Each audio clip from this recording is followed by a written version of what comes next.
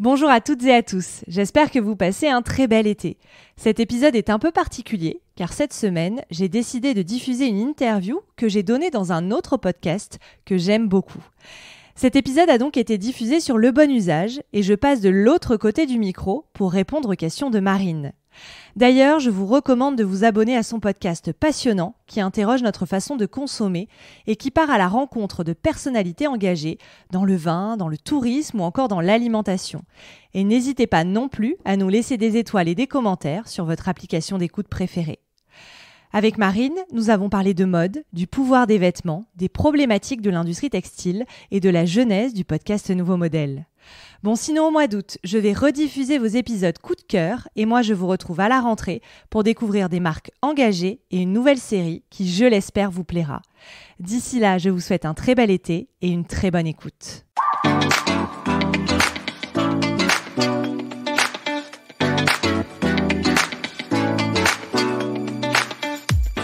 Hello et bienvenue sur Le Bon Usage, le podcast pour tous les consommateurs, consommatrices, mais aussi professionnels qui sont sensibles, engagés ou avertis à mieux consommer pour demain. Je m'appelle Marine Durand, entrepreneur engagée. J'ai fondé l'Idéaliste, un distributeur qui s'engage pour le bien-être des consommateurs. Mais j'ai aussi lancé ce média pour vous emmener avec moi à la rencontre de celles et ceux qui façonnent l'avenir de la consommation de manière plus durable par leur vision ou par leurs innovations. Avant de commencer, si vous aimez la dynamique de l'émission et les sujets abordés, je vous encourage à mettre 5 étoiles sur Apple Podcast, à me suivre sur les réseaux, le petit arrobase Le Bon Usage Média sur Instagram par exemple. C'est très rapide et ça aide le podcast, l'émission, à gagner en visibilité. Et c'est parti pour un nouvel épisode. Aujourd'hui, j'invite au micro Chloé Cohen, que vous avez déjà dû entendre ou écouter sur le podcast Le Nouveau Modèle qu'elle a lancé en novembre 2018. Chloé Cohen, elle est journaliste et elle a lancé ce média pour inviter des femmes de l'industrie textile à parler des problèmes mais aussi des solutions qui vont nous permettre de consommer plus durablement. Le vêtement, pour elle, c'est notre armure entre nous et le monde. J'adore.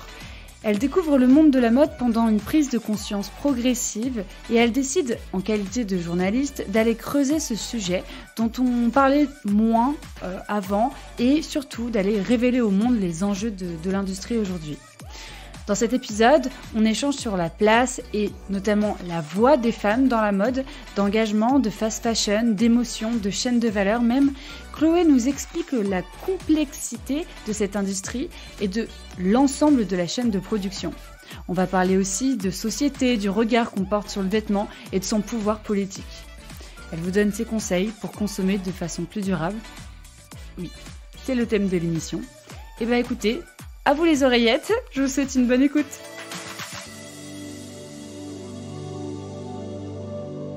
Et c'est parti pour un nouvel épisode. Hello Chloé. Salut. Comment tu vas ? Très bien, et toi ? Ouais, bien installée ? Bien installée. Super, merci beaucoup de nous accueillir chez toi aujourd'hui. Avec plaisir.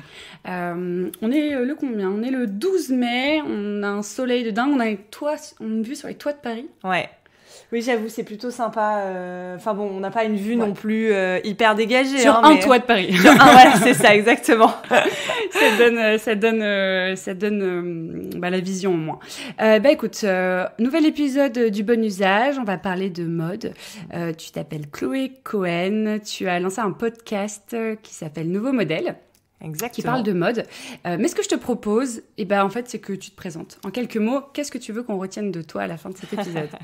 Ça marche. Donc, je m'appelle Chloé, effectivement. Je suis journaliste. J'ai créé Nouveau Modèle en septembre 2018. À l'époque, j'étais encore correspondante à New York. Et donc, j'ai lancé ce podcast avec l'envie d'inviter des femmes pour parler d'industrie textile, pour parler à la fois, évidemment, des problématiques sociales et environnementales de cette industrie, mais aussi et peut-être surtout des solutions qui sont à notre disposition en tant que consommatrice, consommateur, mais aussi en tant que professionnel du secteur, parce que je trouve que les solutions poussent aussi à l'action. C'est ce qui encourage à rester positif et à aller de l'avant. Donc voilà un petit peu ce que je pourrais dire. Aujourd'hui, j'essaie de développer une newsletter aussi qui s'appelle Une mode meilleure. Que je voulais hebdomadaire, mais bon, voilà, on fait comme on peut, parce que ça prend du temps, tout ça. Et sinon, j'écris aussi des articles un peu à droite à gauche sur toutes ces problématiques-là. Et t'as quel âge aujourd'hui ? 32 ans. 32 ans et bientôt future maman. Bientôt future maman, exactement. Comment tu te sens ? Bah écoute, ça va. Maintenant, ça va. Là, je me sens hyper bien.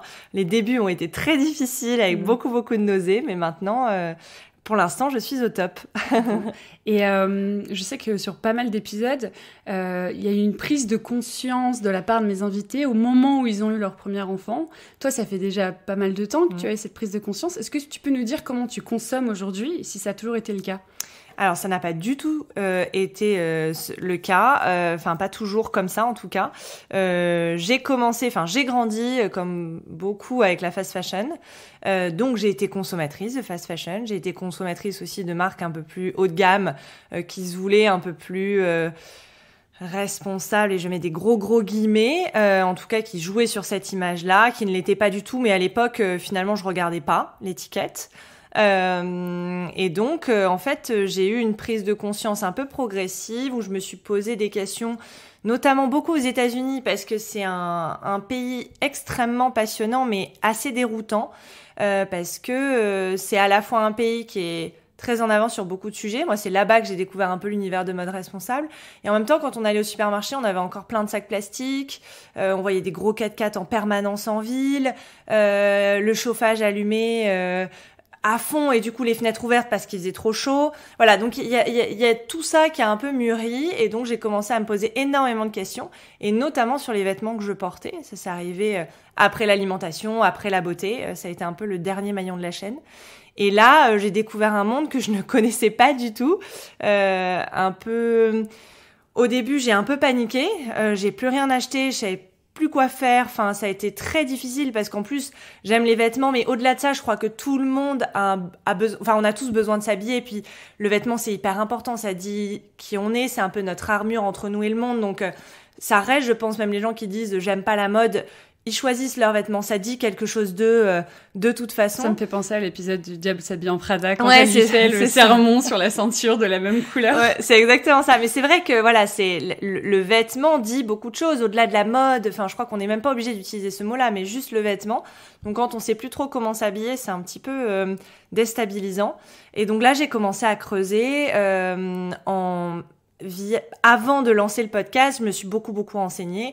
J'ai lu, j'ai regardé des documentaires, je suis allée à beaucoup de conférences à New York. Il y en avait énormément autour de ces problématiques, notamment à l'ONU. J'avais la chance d'avoir la carte de presse, donc je pouvais me permettre d'aller à ce genre de conférences.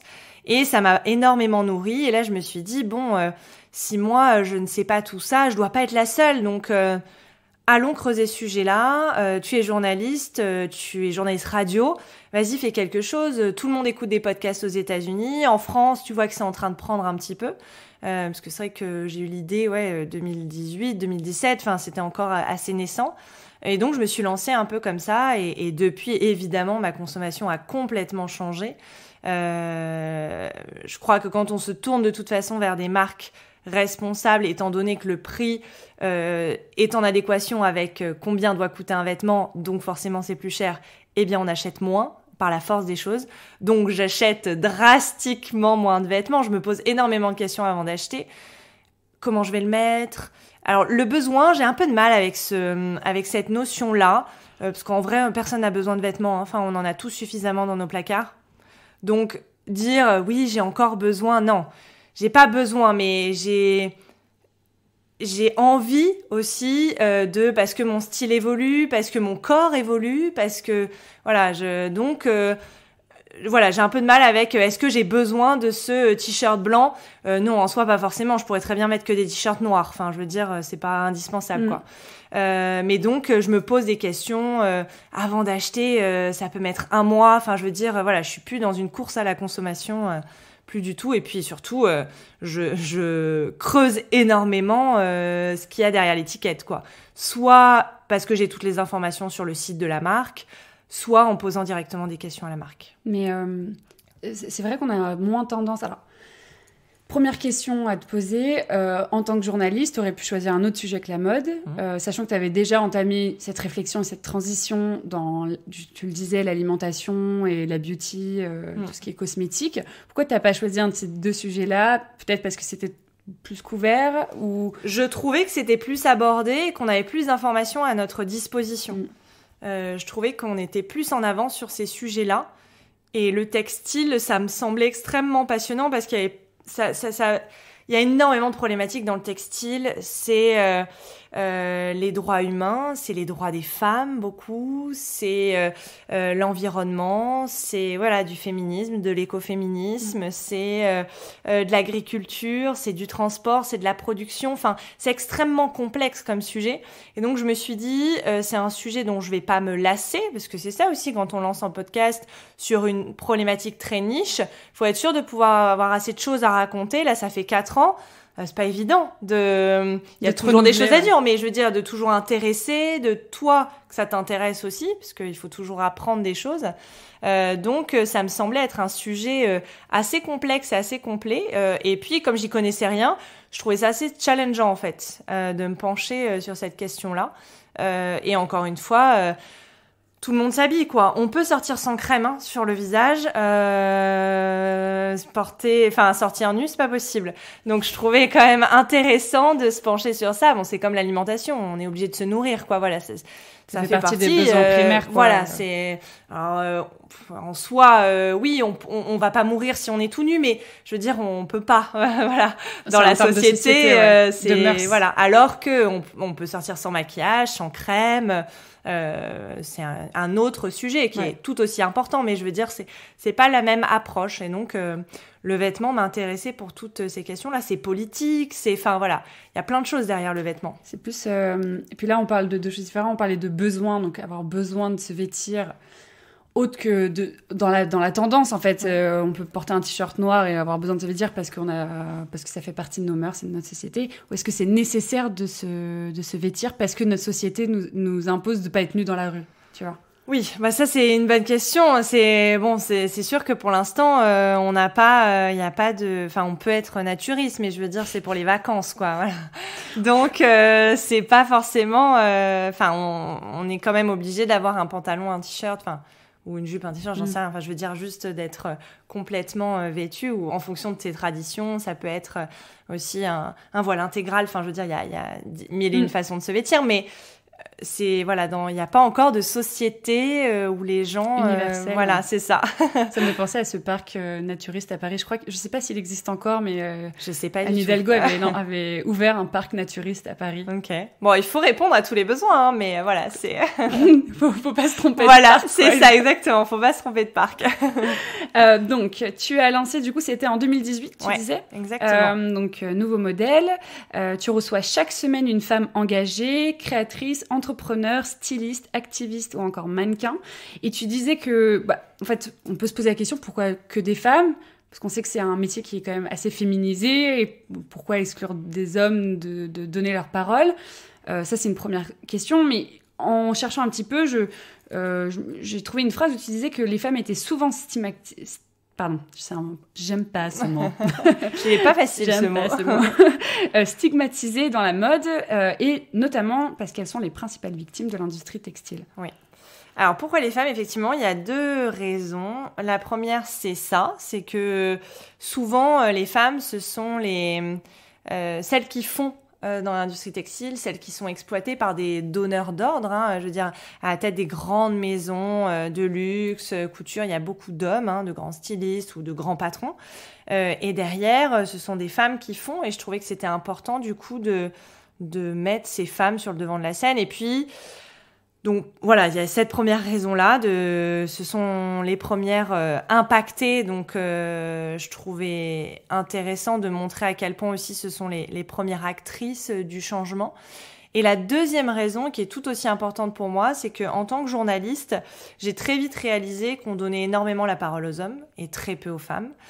Pour avoir travaillé dans beaucoup de rédactions classiques, la plupart des experts qu'on interrogeait, c'était des hommes. Et puis après, par confort, ça s'installe, on se passe les contacts, et c'est toujours les mêmes personnes.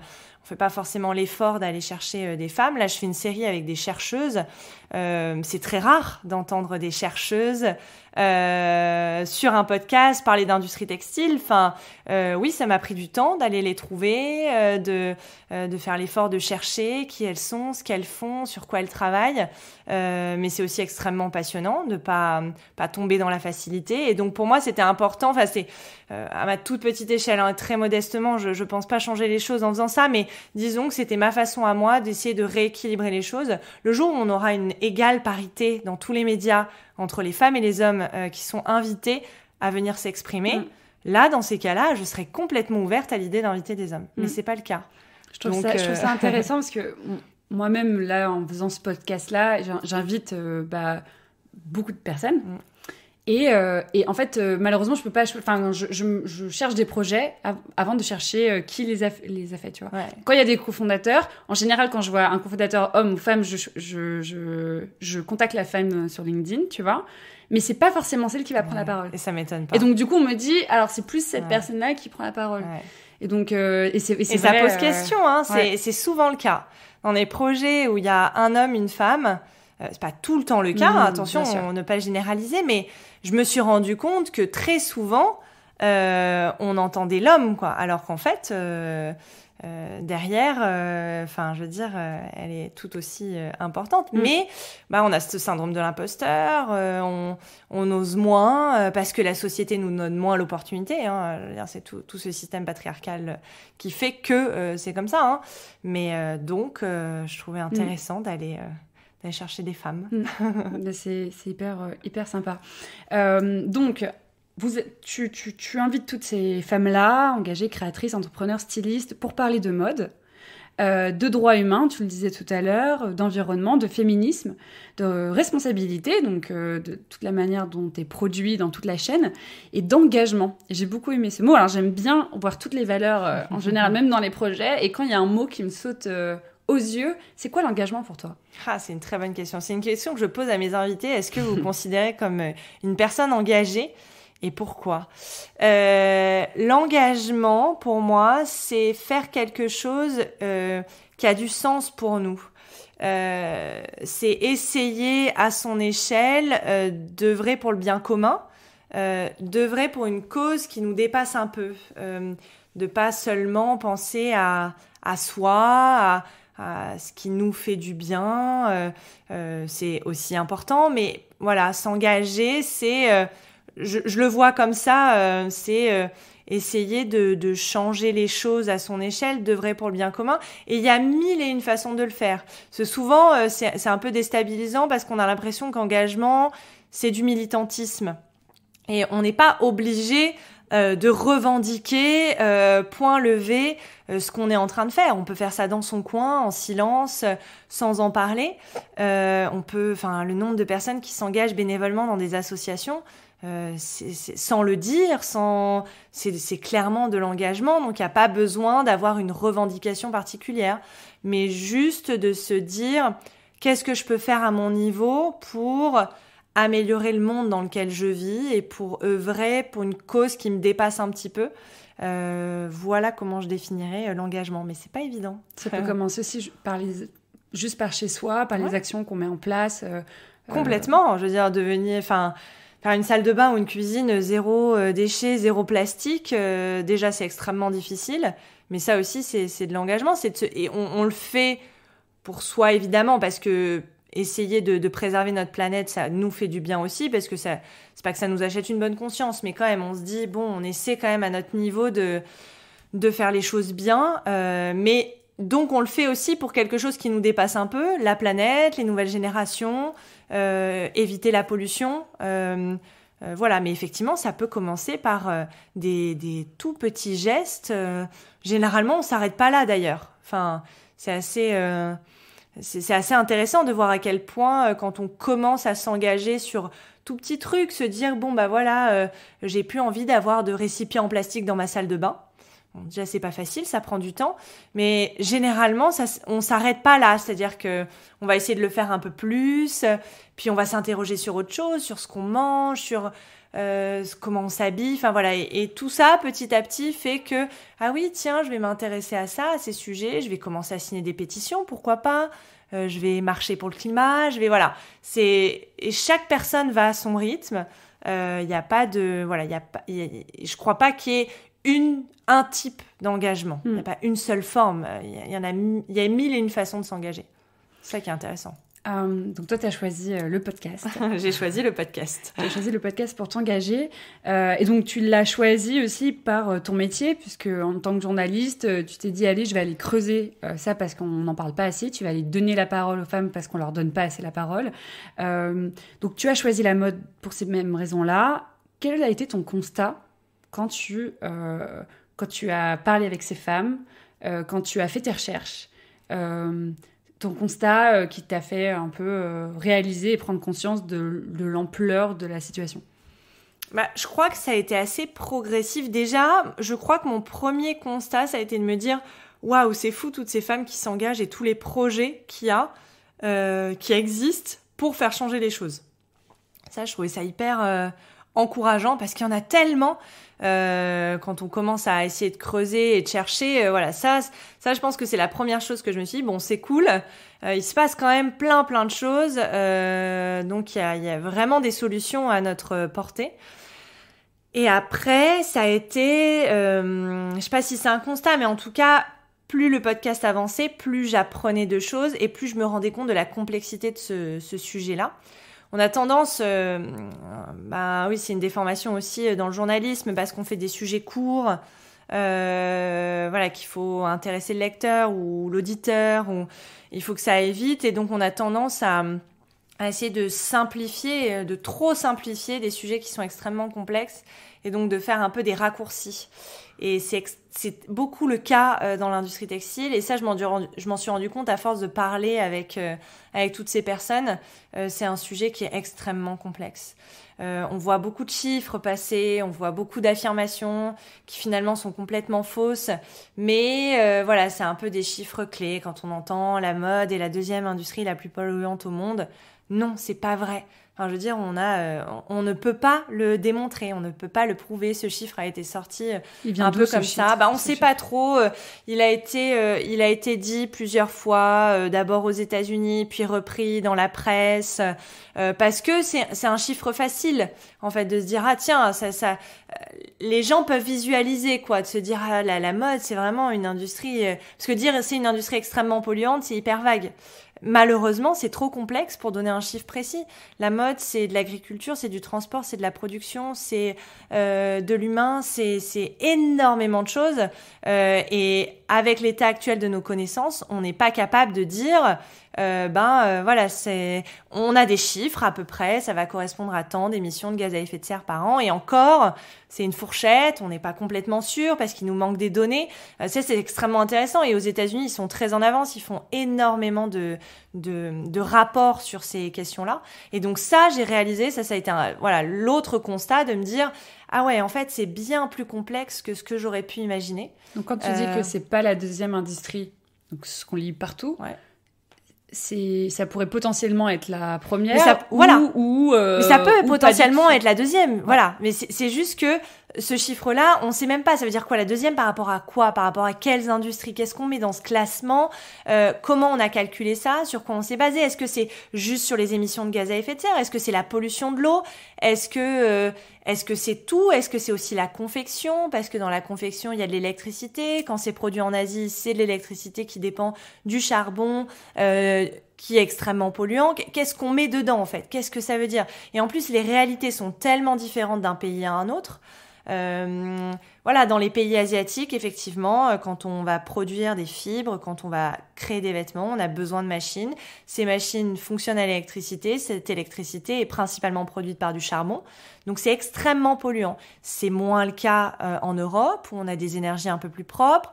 Donc, il y a des réalités complètement différentes. Et en même temps, quand on va dans certains pays, comme en Inde, où il y a un savoir-faire ancestral, où ça va être des coopératives, pour avoir parlé avec des coopératives de femmes en Inde notamment, qui travaillent à la main. Là, on peut pas parler de pollution de la confection puisque tout est fait artisanalement. Enfin voilà, en fait, il y a des réalités tellement différentes que de faire des généralités de ce sujet, de vouloir trop simplifier, on dit des conneries. Et ça, c'est un peu complexe parce qu'après, les gens se basent sur ça parce que c'est plus simple en fait d'avoir des référentiels comme ça un peu choc, même dans la presse. Quand on fait des titres avec des chiffres, tout de suite, ça choque un peu. Mais attention quoi, Je trouve attention ça parce intéressant, que cette notion de généralité justement, et du coup d'aller creuser l'information qu'on reçoit. J'en ai parlé pas mal. J'en ai parlé pas mal de fois dans pas mal d'épisodes, mais notamment avec Adrien Gonzalez, qui est un journaliste, de la manière dont on traite l'information, dont on va creuser, et qui nous donne cette information aussi. Pourquoi on nous donne cette information, quel est l'intérêt de la source qui nous a donné l'information. Toutes ces questions-là, il faut pas les oublier, quoi. Et c'est vrai que dans le textile, il y a quand même beaucoup de fausses informations. Donc il faut être extrêmement vigilant. Et ça, je l'avais pas constaté avant de commencer le podcast. Ça s'est fait vraiment progressivement au fil de mes rencontres. C'est tout comme constat. Oui. Je crois que c'est déjà pas mal. Voilà, on va dire que c'est les 2 constats principaux. Donc l'industrie textile, qui est pas forcément, tu viens de le dire, la deuxième industrie la plus polluante, qui en tout cas a des choses à améliorer, voire à changer totalement, des savoir-faire qui perdurent et des transitions partout dans le monde aussi. Donc voilà, il y a des choses à faire et des choses à ne plus faire et à améliorer. En faisant des recherches pour cet épisode, on y vient très rapidement parce qu'on parle de mode durable et de mode responsable. Je pense que ça vient en opposition avec ce qu'on appelle aujourd'hui la fast fashion, donc la mode rapide, la mode jetable même, qui est apparue dans les années 2000, tu me dis si je me trompe, et qui aujourd'hui a un impact écologique, social, en termes de santé aussi, hyper important. En proportion, il y a à peu près aujourd'hui 130 milliards de vêtements qui sont consommés par an. C'est un chiffre que je lance un peu comme ça, mais je mettrai mes sources sur le podcast. Tu parlais du pouvoir du vêtement sur notre société, notamment qu'il est politique. Selon toi, quelle place doit prendre le gouvernement ? Alors, je sais qu'on en avait un peu échangé, parce que je voulais poser une question, notamment pendant les présidentielles, sur ce sujet, qui, sans grande surprise, n'a pas été posée, parce qu'on pense que c'est des sujets qui ne concernent pas la majorité des gens, alors que c'est des sujets de société et qu'il faut commencer à amorcer et poser des questions là-dessus. Mais selon toi, quelle place devrait prendre le gouvernement ou la société plus globalement dans ce changement de regard sur notre consommation ? Et du coup, notamment de vêtements. C'est une question large. Effectivement, la mode n'est pas suffisamment prise au sérieux. Déjà, je pense que ça pourrait changer si le gouvernement s'emparait de ce sujet de façon... un peu plus sérieuse, quoi, parce que c'est vu comme quelque chose de très superficiel, parce que féminin, parce que tout ça, encore une fois, tous nos biais de société patriarcale. Donc déjà, je pense que ça, c'est à changer, le regard qu'on porte sur le vêtement, de se dire qu'on en a tous dans nos placards. Donc oui, c'est un sujet extrêmement important de société qui dit beaucoup de choses. Et après, au-delà de ça, la place même du gouvernement... malheureusement, sans le gouvernement, c'est compliqué de lutter contre les lobbies, les grandes maisons qui font pression pour pas changer aussi leur façon de faire, parce que c'est encore des vieux modèles de croissance, de répondre aux besoins des actionnaires, de gagner de l'argent, de grossir, quitte à exploiter les gens et à détruire la planète. Et je crois que après... pour le coup, l'association En Mode Climat qui vient de se créer, qui a été notamment lancée par Julia Faure, qui est la cofondatrice de la marque Loom.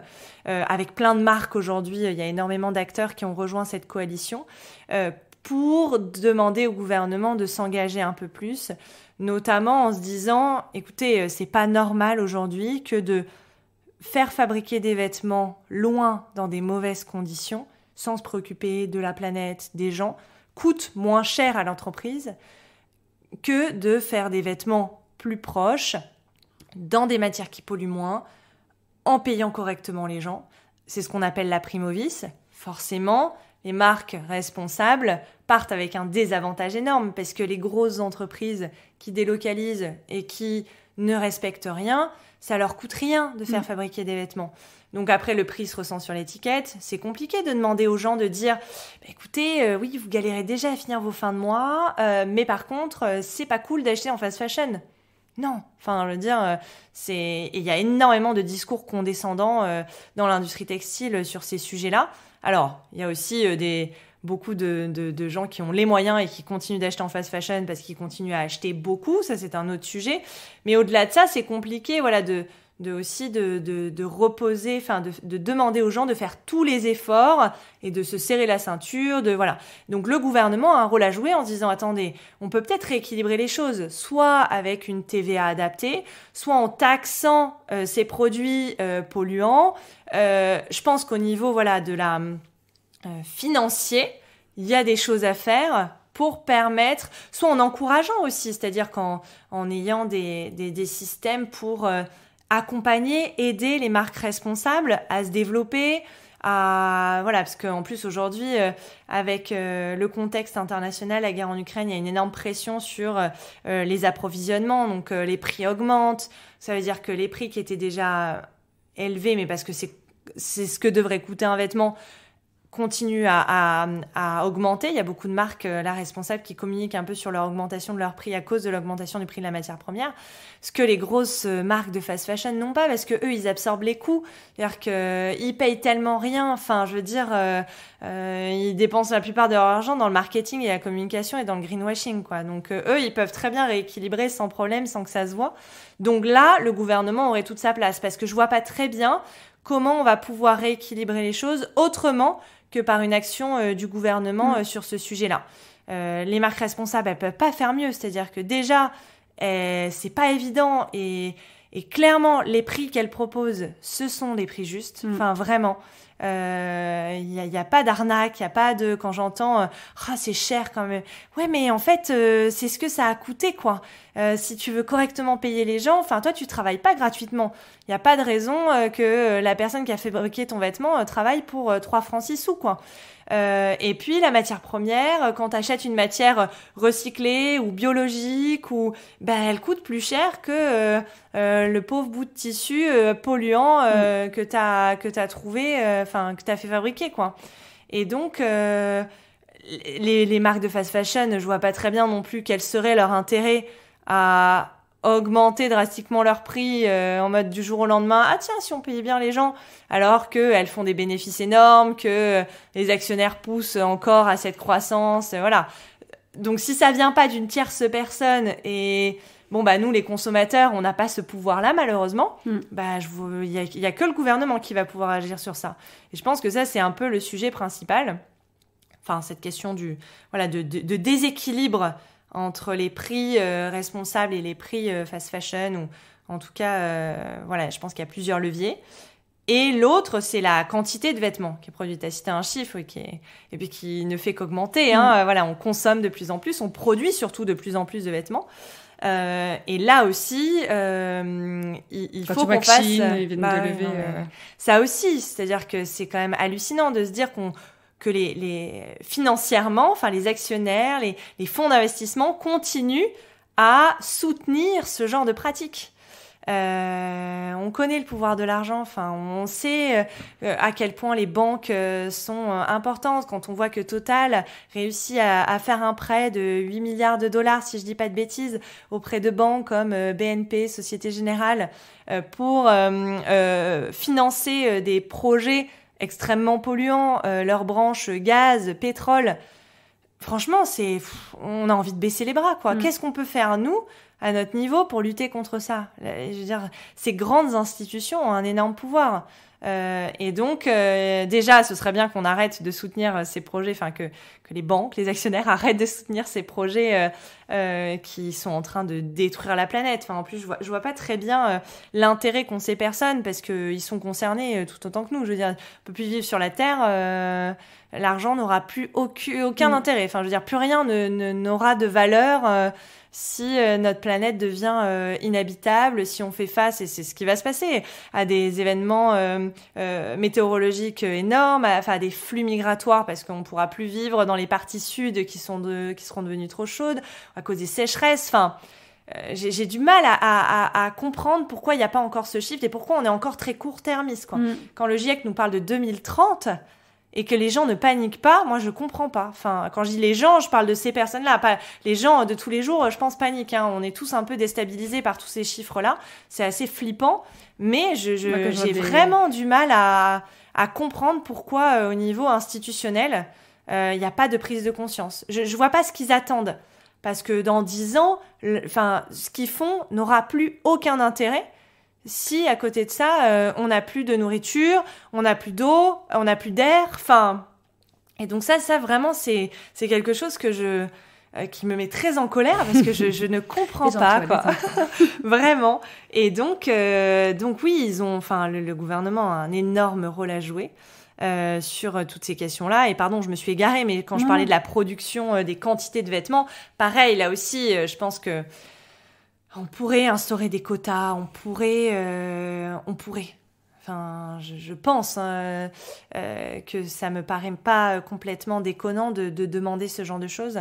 Et même, ne serait-ce qu'en taxant, en augmentant les prix, forcément, les quantités vont diminuer. Alors, la loi anti-gaspillage là, qui a été votée, qui est mise en application depuis janvier 2022, qui permet de ne plus détruire les invendus non alimentaires et donc de ne plus détruire les invendus des vêtements, mode, c'est intéressant parce que l'objectif de cette loi, c'est d'aller à la source et de se dire on va essayer de produire au plus juste pour plus avoir de stock, donc de ne plus trop surproduire, c'est-à-dire de vendre ce qu'on a produit. Je pense que malheureusement, il va y avoir quand même un temps d'ajustement où les marques vont inonder le marché de la seconde main, inonder les associations qui sont déjà complètement débordées, qui ne savent pas quoi faire de tout l'afflux de vêtements qu'elles reçoivent. Enfin, vraiment, c'est dramatique.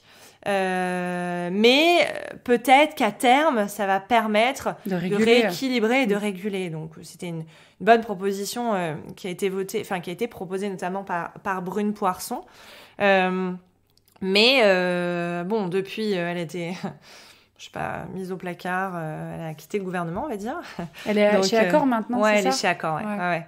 Mais je pense que ça a été très compliqué pour elle, en tant que femme engagée, de se faire entendre au sein de ce gouvernement et face à des grandes entreprises comme LVMH. Je pense que ça n'a pas été évident. Donc déjà, c'est une bonne chose d'avoir mis en place cette loi. Mais faut aller plus loin, quoi. Voilà, on peut pas se contenter de ça. Donc oui, je pense que le gouvernement a quand même une bonne marge de manœuvre pour faire changer les choses, quoi. Tu parlais de quotas, c'est pas déconnant les quotas parce que ça s'est déjà vu sur, par exemple, la filière du vin viticole. J'ai plus les chiffres exacts, on en parlait dans un épisode avec Bruno Parmentier qui est économiste, agronome, qui a dirigé pendant plus de 10 ans à Angers l'école d'agriculture et donc qui a fait plusieurs livres sur comment nourrir l'humanité. Donc lui, il prône pour une agriculture vivrière, donc de proximité, que si chaque pays avait son agriculture, ça ne veut pas dire qu'on arrêterait la mondialisation et qu'on ne pourrait pas avoir l'échange entre chaque pays, mais au moins, on pourrait nourrir chaque population de chaque pays en fonction de... Bon. Et du coup, il nous expliquait en fait justement qu'on parlait de viande à ce moment-là, mais il nous expliquait que tout ce qui est vin, à l'époque, on buvait des 100 litres, 140 litres, je crois.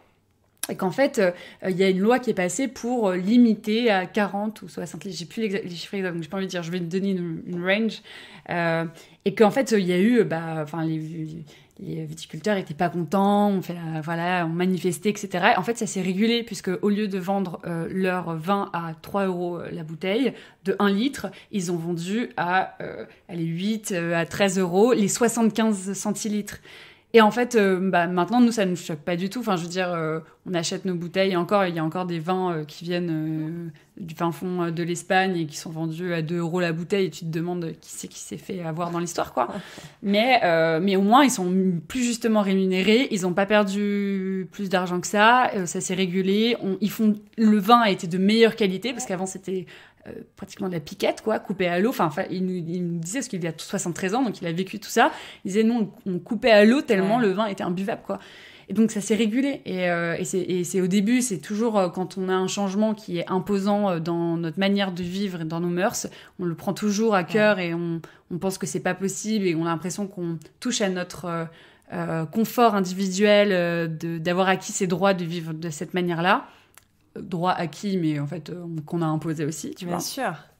Là, je change de sujet, mais j'écoutais ton dernier épisode, justement, qui disait que, en fait, on impose quand même notre culture occidentale au monde en pensant que c'est nous qui pensons la mode et pas les autres cultures. Ouais.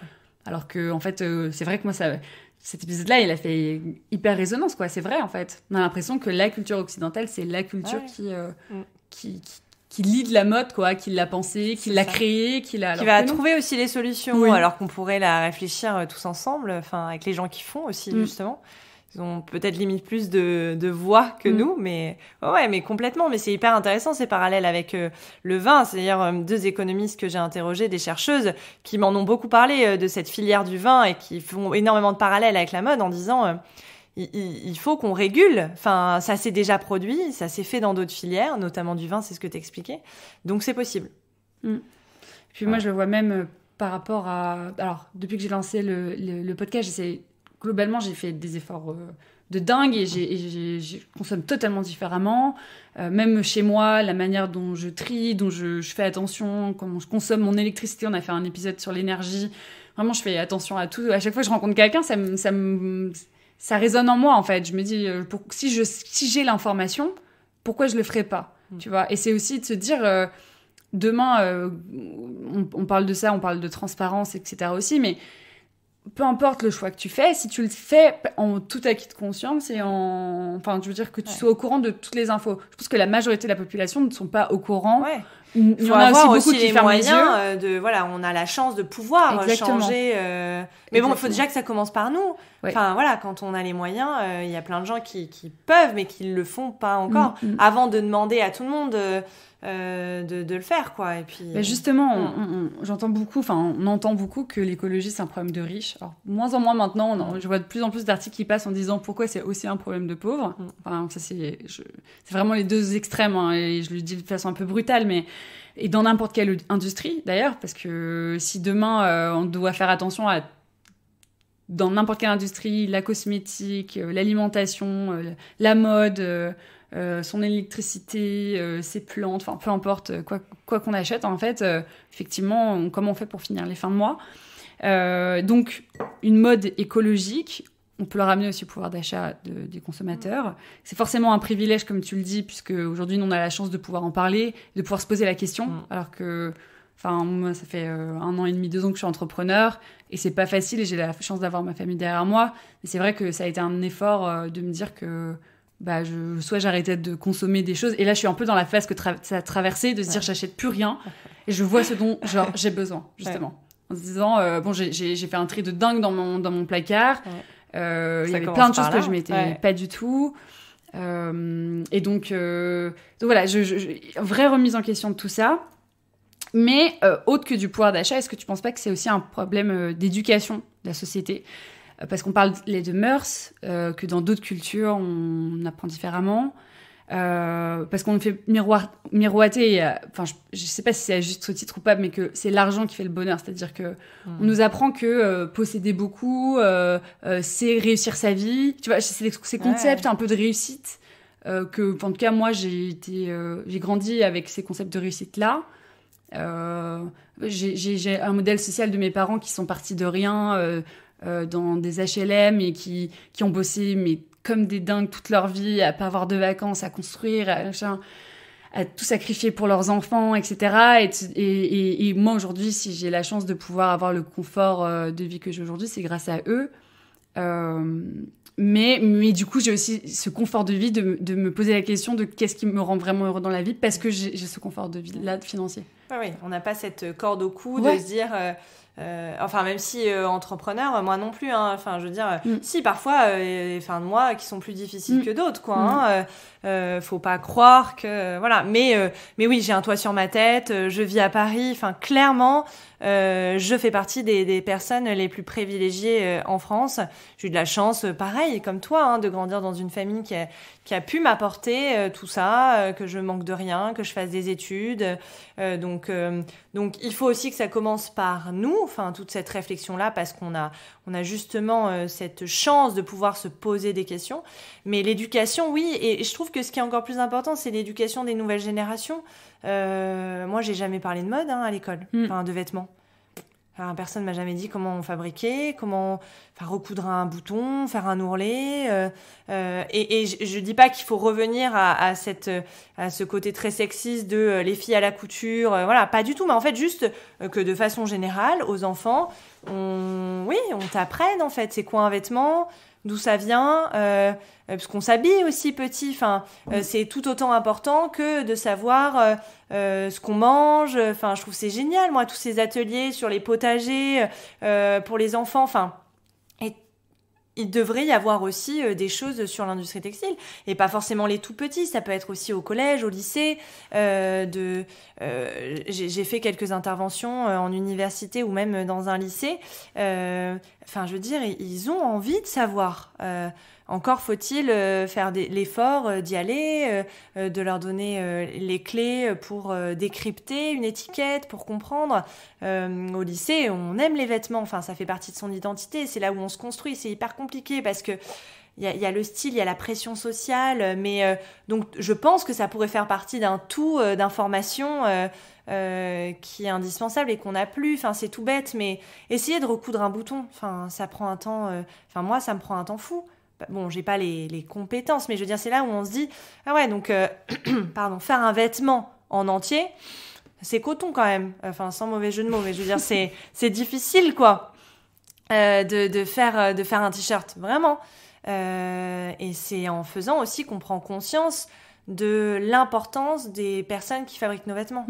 Vraiment, enfin, je veux dire, il faut qu'on soit reconnaissant.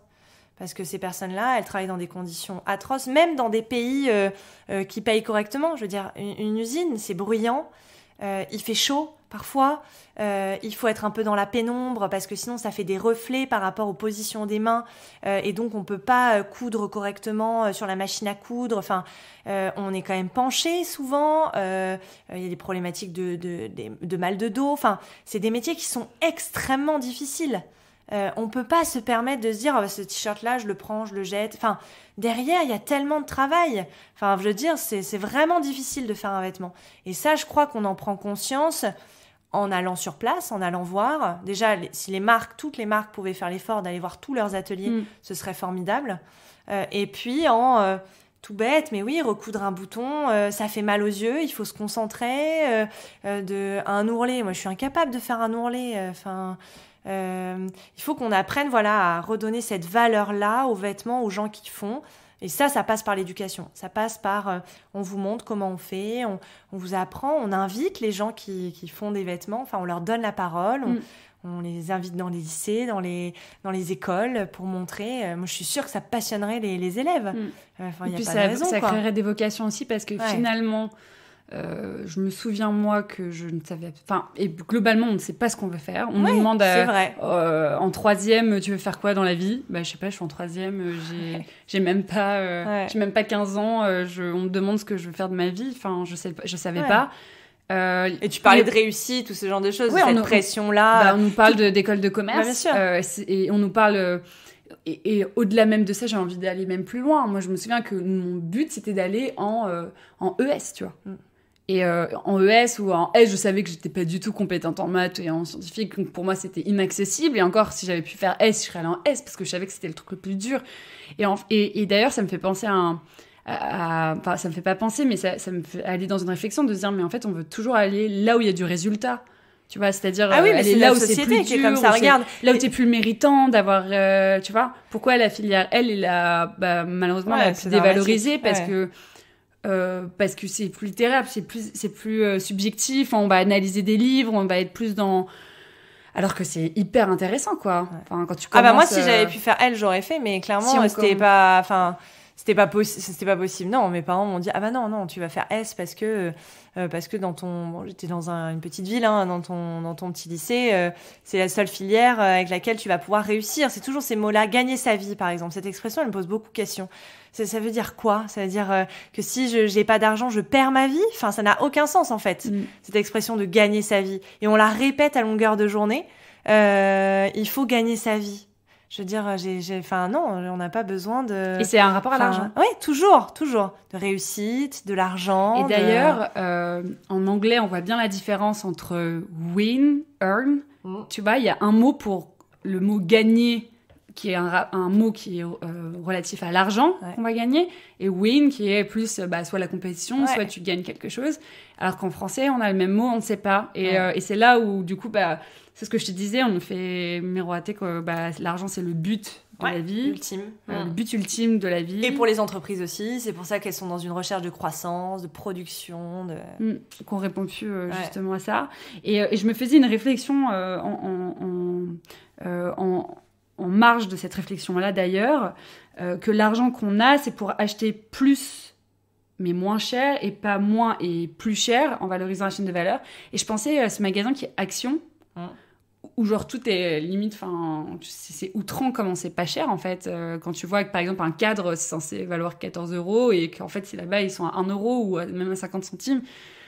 Et en fait je me dis mais ça va pas ça aide pas non plus, tu vois, des personnes qui n'ont pas les moyens à remettre en question ce système-là. Et au contraire, ça alimente le fait que eux ils pensent que réussir c'est de pouvoir posséder toutes ces choses-là, tu vois. Et encore, c'est un privilège de pouvoir dire ça, puisque, par exemple, je pourrais avoir les moyens de m'acheter celui à 14 €, tu vois. Ouais. Mais tu vois, je trouve qu'il y a encore un décalage. On parlait aussi avec Manon Fergelat de Meanwhile Boutique, qui est une marketplace de marques de vêtements, de créateurs responsables.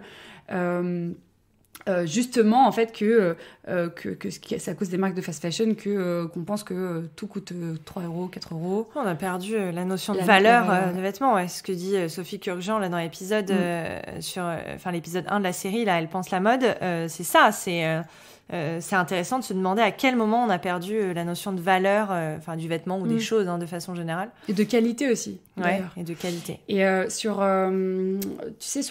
tous les appareils électroménagers, maintenant, il est obligatoire sur l'étiquette de mettre un indice de réparabilité.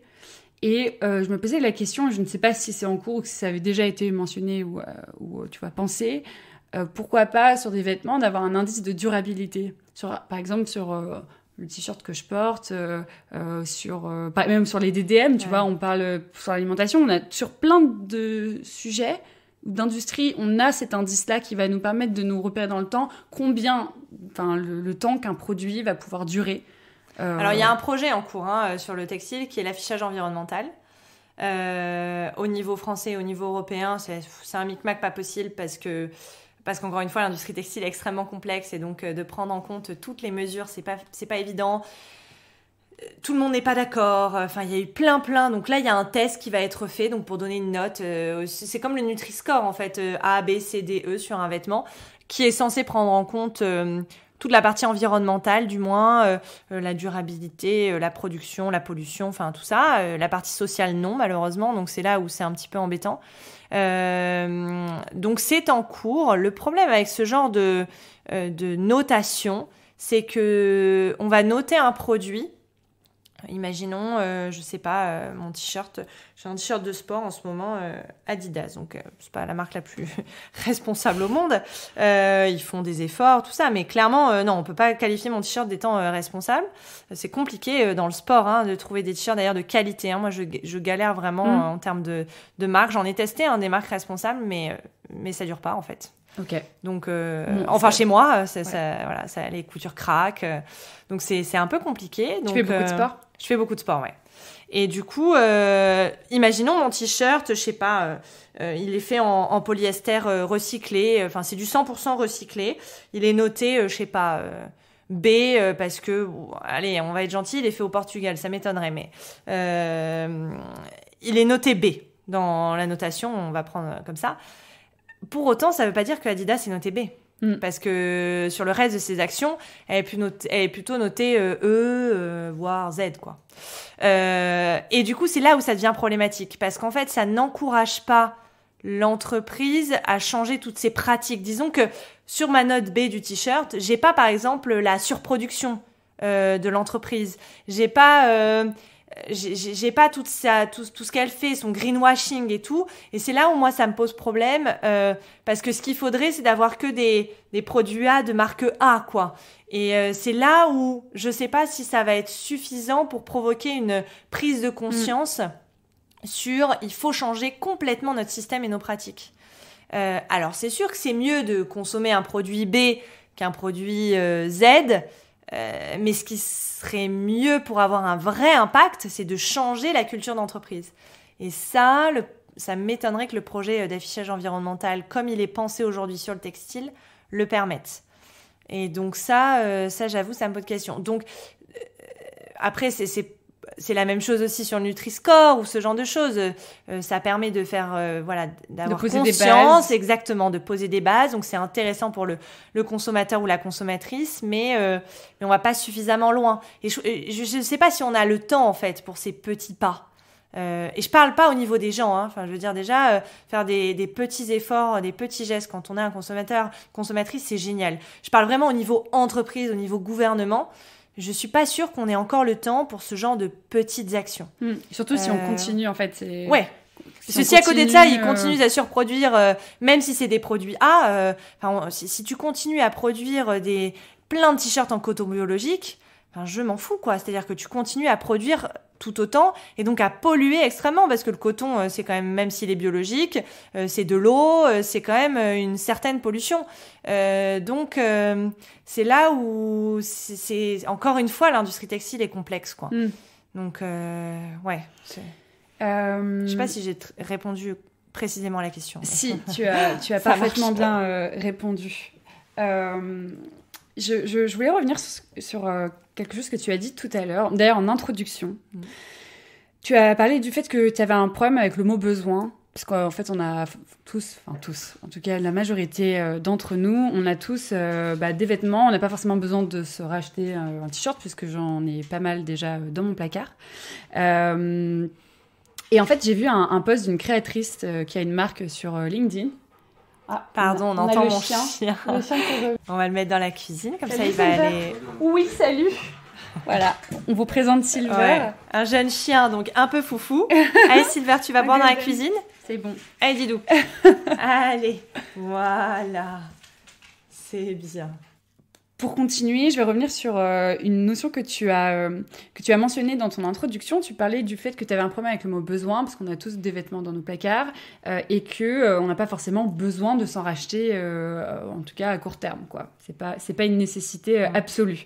J'étais sur LinkedIn un jour et je vois le post d'une créatrice qui a une marque et qui disait que son objectif, c'était pas de créer un besoin, mais de créer un désir sur la base de l'émotion. Et donc là, on parle d'envie, et c'est ce que tu nous disais tout à l'heure. Donc ça rappelle que la mode, c'est aussi et beaucoup en fait, on parle de goût et de tendance. Mais dans la mode, du coup, est-ce que tu peux nous dire, selon toi, quand est-ce que ça fait sens d'acheter ? Grande question. Parce que c'est beaucoup, tu vois, le besoin, c'est vraiment... depuis que je lance j'ai lancé le podcast sur la consommation, globalement, dans n'importe quelle industrie, on parle de besoin. Est-ce qu'on a besoin de le faire, tu vois ? Ouais. Non, mais c'est pas que c'est inintéressant, hein, le mot besoin, même dans l'industrie textile. Je trouve juste que c'est assez réducteur, parce que effectivement, moi, quand je regarde mon placard, très objectivement, alors là, c'est un cas un peu particulier, étant donné que je ne rentre plus dans mes vêtements, puisque je suis enceinte. Donc, j'ai besoin, là, en l'occurrence, quand ton corps change, t'as besoin de te racheter certaines choses. Mais, en temps normal, avant ça, j'achetais de temps en temps des vêtements. J'en avais pas besoin, en toute objectivité. Enfin, je veux dire, mon placard, j'ai suffisamment de t-shirts, j'ai suffisamment de pantalons. Ne serait-ce qu'en vrai, avoir 2 pantalons, 2 t-shirts, je pourrais très bien vivre avec 2 pantalons, 2 t-shirts, un pull. J'ai pas c'est là où c'est pour ça que ça me pose question, parce que j'ai pas besoin d'en racheter. Par contre, c'est important de se sentir bien dans ses vêtements, parce que ça dit énormément de choses de qui on est. Encore une fois, c'est ce qu'il y a entre nous et le monde.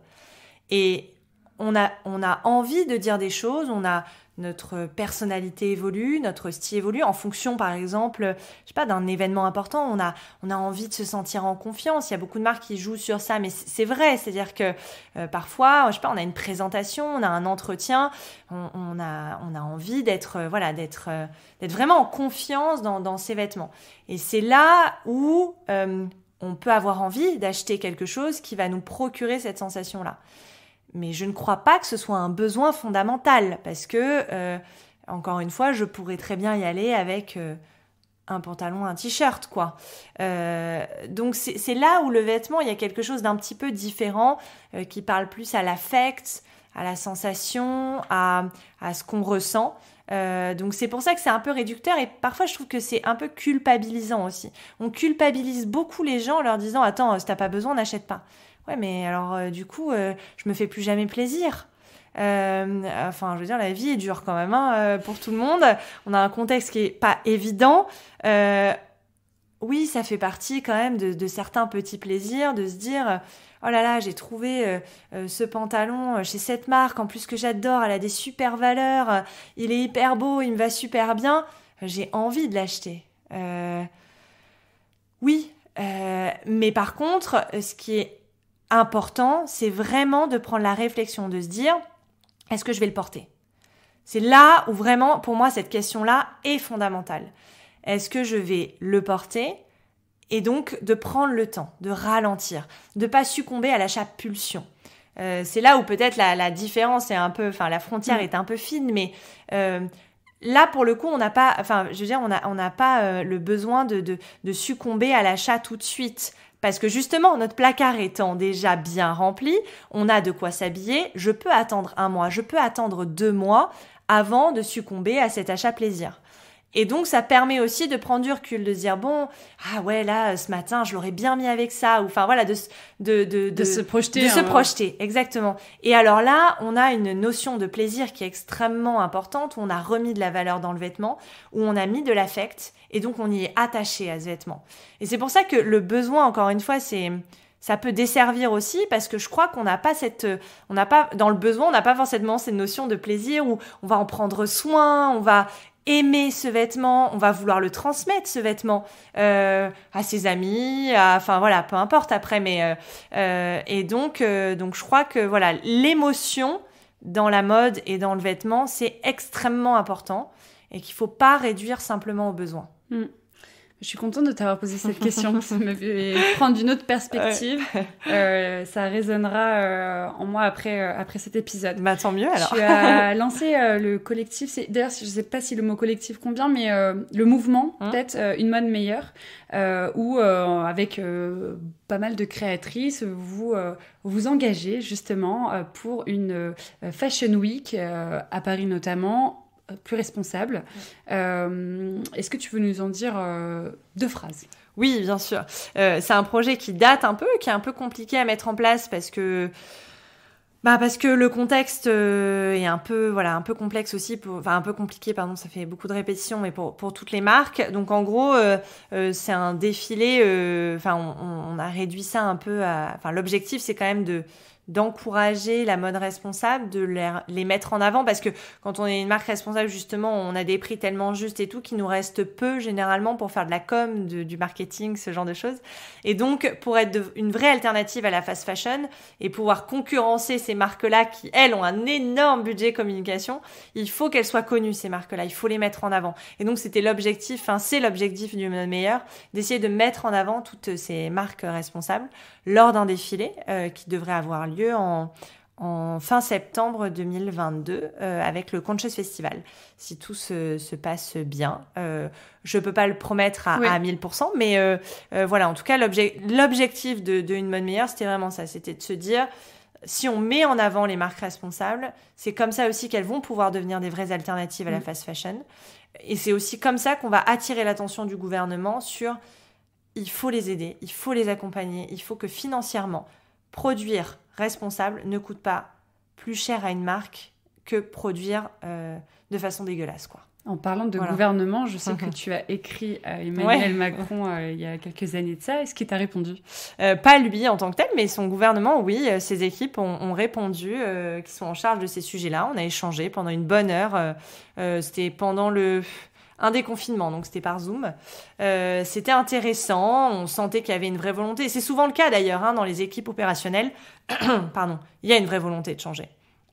Le problème, c'est ce qui se passe en haut, quoi. Ouais. Voilà, c'est les lobbies, c'est tout ça bouge trop lentement, ça bouge pas à la hauteur de nos espérances. Et je pense que même, voilà, dans les équipes opérationnelles, c'est la même chose, quoi. Il y a beaucoup d'envie, voilà, parce que c'est vraiment des gens qui font, c'est des gens du terrain, mais ça va pas assez vite parce que la politique, c'est chiant pour ça, quoi. Ça permet pas d'aller aussi vite qu'on l'aimerait, quoi. En tant que journaliste, comment, selon toi, on peut arriver à toucher, ou en tout cas ouvrir les yeux aux personnes, en fait, qui n'ont pas forcément envie de les ouvrir? Je m'explique. Je sais que moi, je ne veux pas dire pas mal, mais il y a deux sujets dans cette question-là. Il y a des personnes qui sont dans le déni et qui ne veulent pas savoir, qui vivent dans leur confort et qui ne veulent pas savoir comment sont faits leurs vêtements, leurs nuggets chez McDo, peu importe. Et puis, il y a d'autres personnes qui ça fait la transition et le pont, mais d'autres personnes qui sont rempli d'éco-anxiété, qui généralement vient de cette frustration de faire beaucoup par rapport à d'autres personnes qui, à côté, ne font pas du tout. Donc, moi, je sais que ce podcast, je l'ai lancé d'abord pour moi, pour mieux comprendre, et j'enregistre toutes ces conversations parce que si je ressors nourrie et grandie à chaque épisode, c'est que je pense que ça va pouvoir être le cas pour d'autres personnes. Mais en tant que journaliste, c'est quoi ton petit secret pour faire en sorte que comment on peut impacter les gens C'est une question très difficile et je crois que malheureusement, j'ai pas encore trouvé la réponse. C'est une question que je me pose très souvent et que j'en ai beaucoup discuté, notamment avec Alice Pfeiffer, qui est journaliste aussi mode et qui, dans un épisode, et on a beaucoup discuté de ça, de comment faire en sorte d'avoir une prise de conscience plus générale sur des gens qui n'ont pas forcément accès ou envie d'avoir accès à ces informations. On n'a pas trouvé la réponse. Je crois que c'est important déjà de se la poser. Et je crois que peut-être une des clés, c'est d'aller chercher des personnes qui sont pas forcément dans notre cercle, parce qu'on a toujours tendance, même dans les événements ou quoi, à toujours, c'est un peu de l'entre-soi. Et notamment la mode, malheureusement, c'est beaucoup d'entre-soi. Les gens se sentent exclus et à juste titre. Et je trouve et peut-être que la mode responsable reproduit aussi un peu cet esprit-là, et c'est dommage. Et donc je crois que c'est important d'aller chercher les gens, en fait, là où ils sont. Soit de faire l'effort de démarcher en disant, bah voilà, si vous voulez, moi je peux intervenir dans votre école, dans votre lycée, pour faire une présentation sur ça, soit de les inviter au micro ou en interview ou ce genre de choses.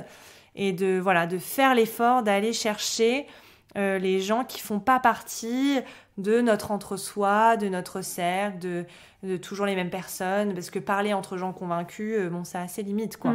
Peut-être que c'est l'une des clés, voilà, de faire l'effort, et on le fait pas suffisamment en tant que journaliste, parce que c'est un confort d'avoir accès à des gens qui sont à côté de chez nous, qui pensent comme nous, c'est plus facile, mais c'est important d'aller confronter nos points de vue et puis d'aller chercher, de faire l'effort de chercher de nouvelles personnes à interroger, qui ont d'autres communautés, du coup qui parlent différemment à leur cercle, et voilà, et petit à petit d'aller toucher des cercles de plus en plus éloignés, quoi.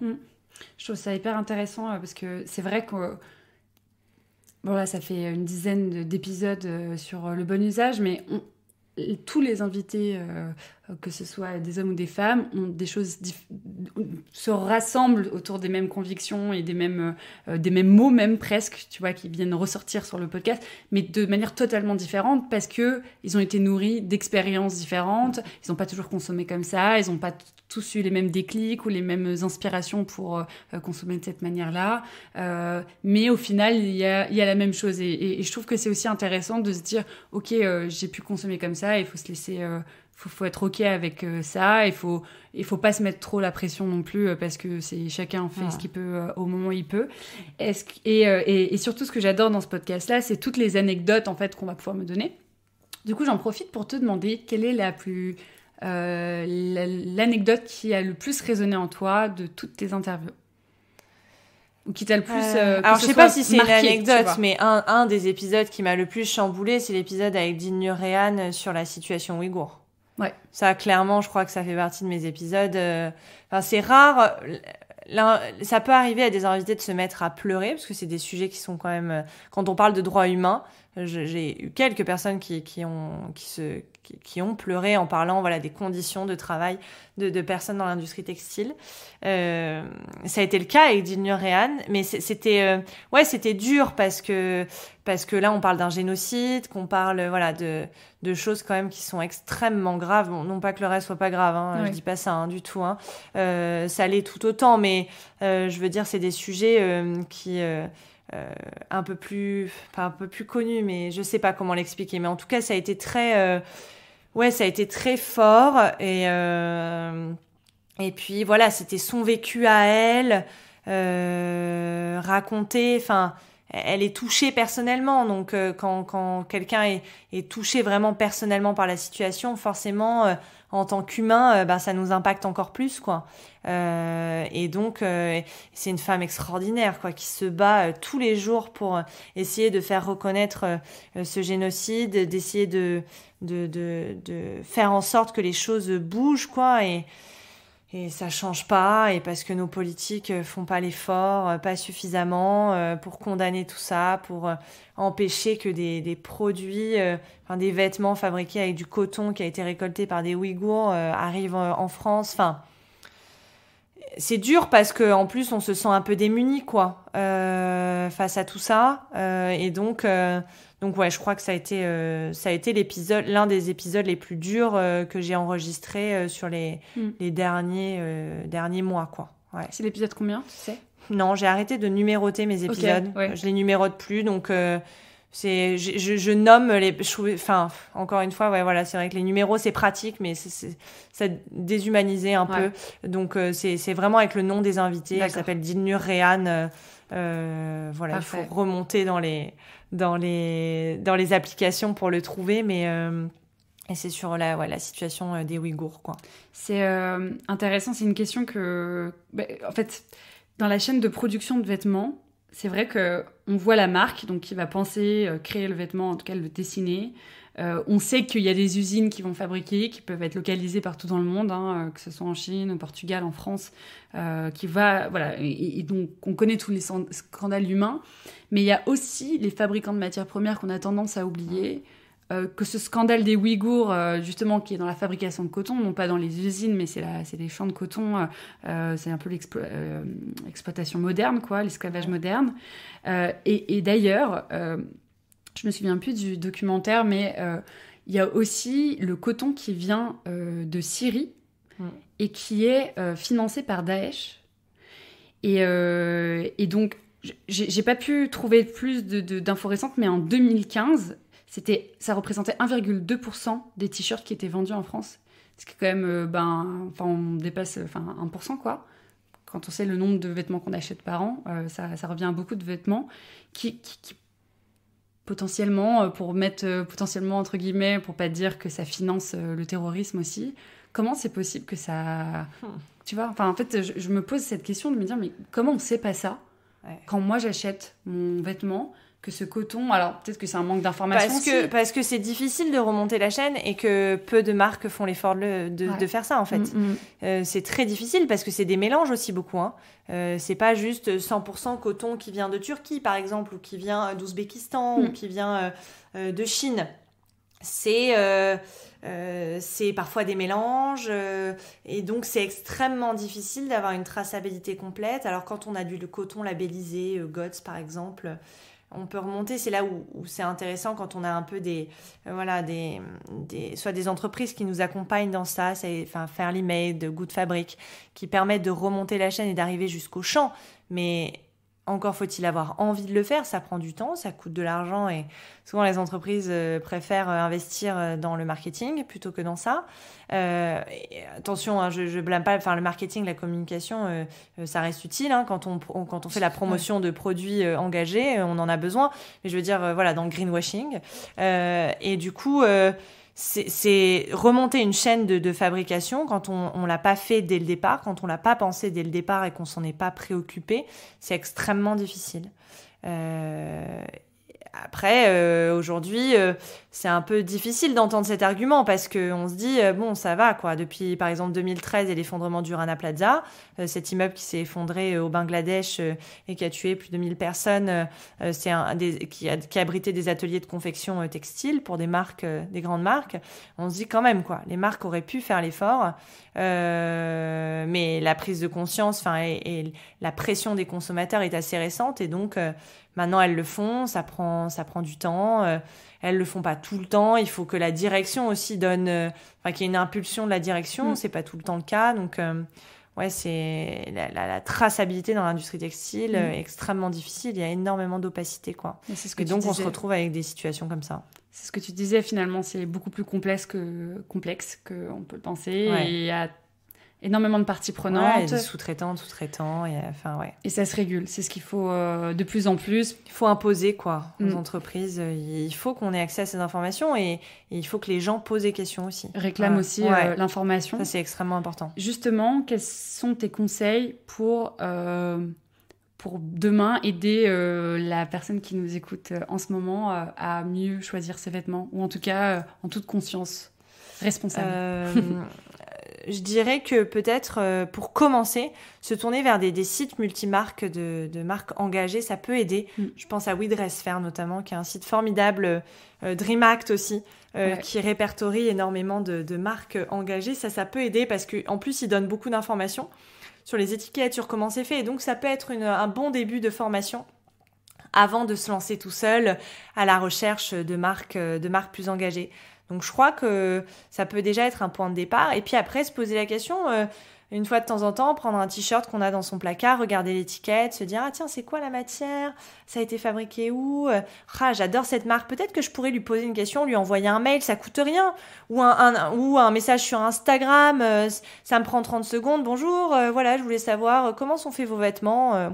Voilà. Petit à petit, je pense que comme ça peut aussi aider à avoir des informations, à se poser des questions et puis voilà, en fait, avant d'acheter, se poser des questions, regarder l'étiquette, quoi, pas acheter sur photo, aller voir la matière et aller voir le pays de fabrication déjà et puis voir si la marque donne d'autres informations. Ça prend un peu de temps, mais encore une fois, on n'est pas pressé avant d'avoir un vêtement, à moins extrême urgence. Mais bon, c'est hyper rare, quoi. Mais généralement, on a le temps. Donc, prenons le temps pour essayer d'avoir ce genre d'informations, quoi.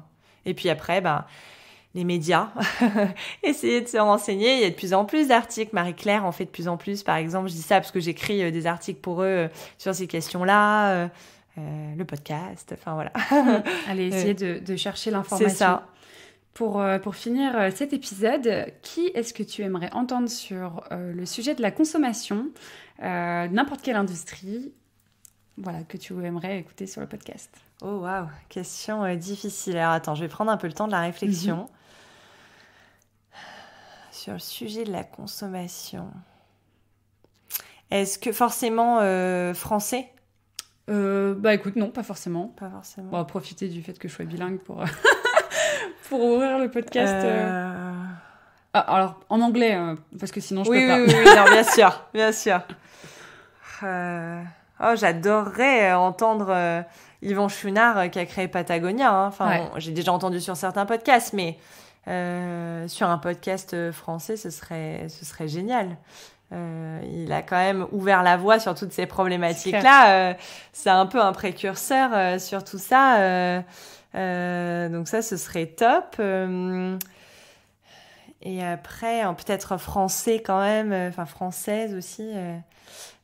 Qui est-ce que... Peut-être sur un autre sujet que la mode, pour changer un peu.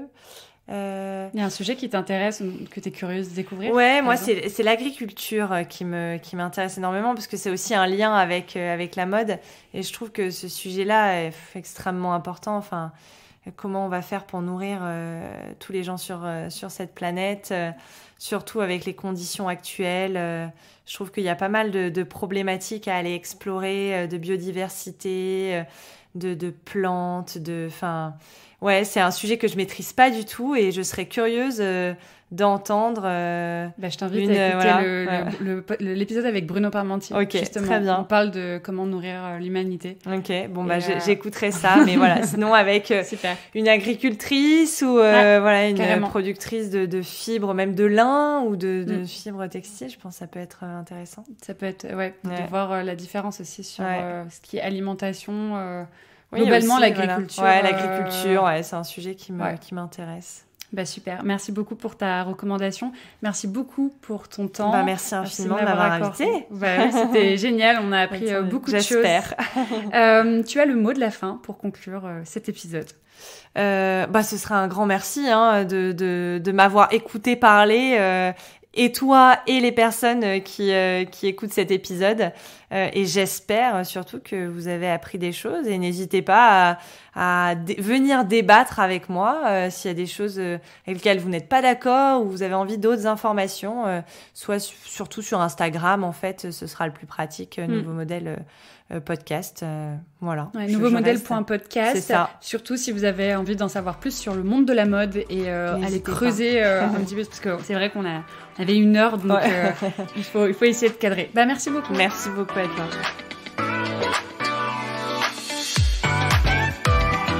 Et voilà, un grand merci à toi d'être encore là et d'avoir écouté cet épisode jusqu'au bout. J'espère que tu as apprécié cet épisode, qu'il t'a enrichi. Je souhaite remercier personnellement Chloé pour avoir pris le temps de donner et de partager, de m'avoir accueilli chez elle. À toi qui écoutes ce podcast, si tu aimes l'émission ou un épisode en particulier, n'hésite pas à le partager autour de toi, à quiconque l'intéressera, et surtout à nous donner de la force et du courage, soit sur les réseaux, sur LinkedIn ou sur Instagram, le @leBonUsage Média. Et puis je te donne rendez-vous la semaine prochaine pour un nouvel épisode. Et d'ici là, je te souhaite une délicieuse journée. À bientôt.